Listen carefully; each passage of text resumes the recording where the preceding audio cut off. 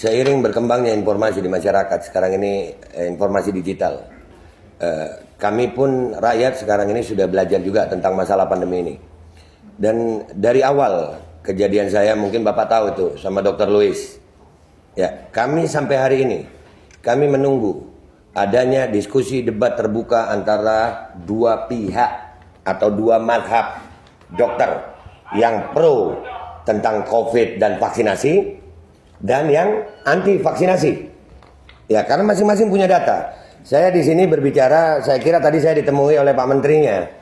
Kalau saya ditemui oleh Pak Menterinya atau jubirnya, saya meminta Kementerian Kesehatan memberikan apa yang sudah kami minta lewat lapor.go.id tentang keterbukaan informasi publik.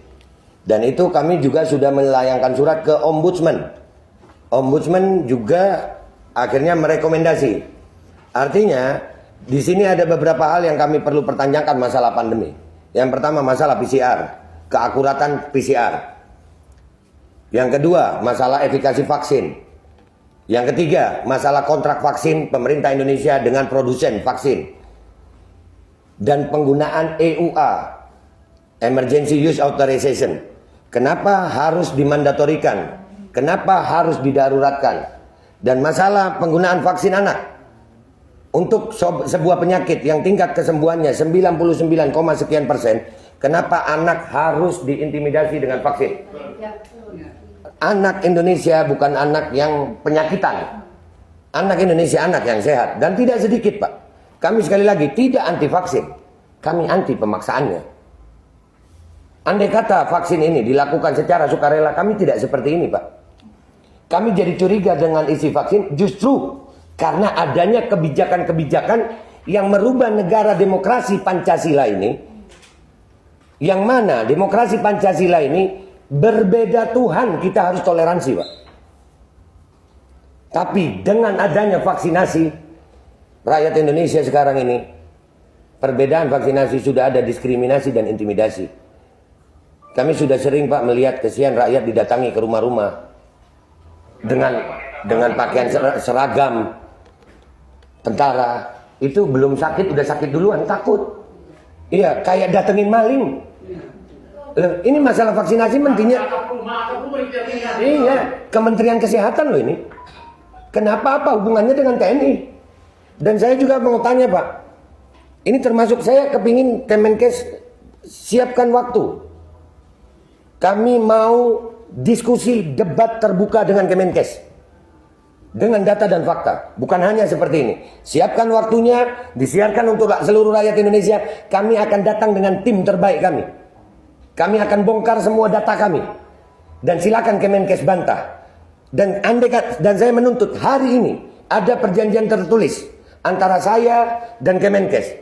Kapan waktunya, dan kalau nanti di diskusi debat terbuka itu kami salah, saya Babe Aldo bertanda tangan rela dipenjara seumur hidup karena telah mengacaukan kekacauan, menyebabkan kekacauan bagi seluruh rakyat Indonesia. Jadi itu yang saya tuntut.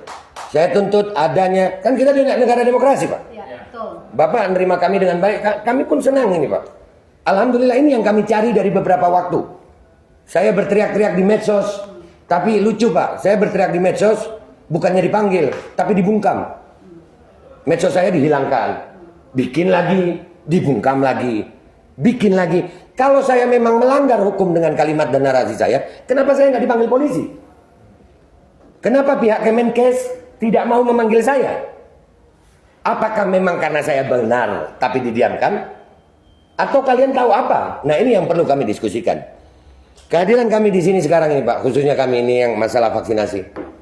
Kami menuntut keterbukaan informasi publik dan itu dilindungi oleh undang-undang. Ada KIP, undang-undang KIP ada. Ya, jadi kalau saya mewakili sebagian ibu-ibu ini, kami menuntut adanya diskusi terbuka antara pihak Aliansi Rakyat Menggugat dan tim dengan pihak Kemenkes yang disiarkan untuk seluruh rakyat Indonesia. Kita akan bawa tim terbaik kita melawan tim terbaik Kemenkes untuk berdiskusi. Bukan untuk debat biasa aja, Pak. Karena ini menyangkut hajat hidup 270 rakyat Indonesia, 270 juta rakyat Indonesia. Kami tidak mau mempertaruhkan masa depan anak-anak kami, Pak. Jadi begini, Pak.